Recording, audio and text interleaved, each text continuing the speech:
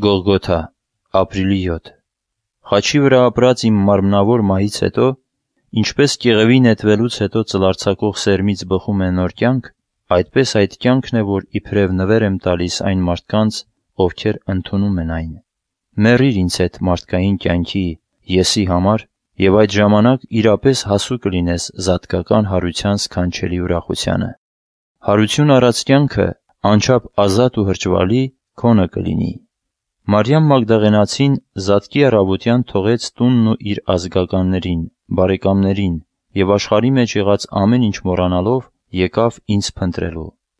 Եվ իր որոնումները ավարտվեցին միայն այն ժամանակ, երբ Մարիամ կանչին հաջորդեց ուրախ, հաղթական ու ցնծալի Ռաբունի աղաղակը։ Այս նույն բանը կարող է պատահել ձեզանից յուրաքանչյուր մեկի հետ։ Ձեզ հետ էլ կխոսեն թաղված Քրիստոսի մասին։ Դուք էլ փնտրեք ինձ այնքան, մինչև որ հանդիպեք ինձ երես առ երես։ Եվ երբ լսեք ջերմորեն արտասանված ձեր անունը, կհետևի ձեր ցնծալի Ռաբունի կանչը։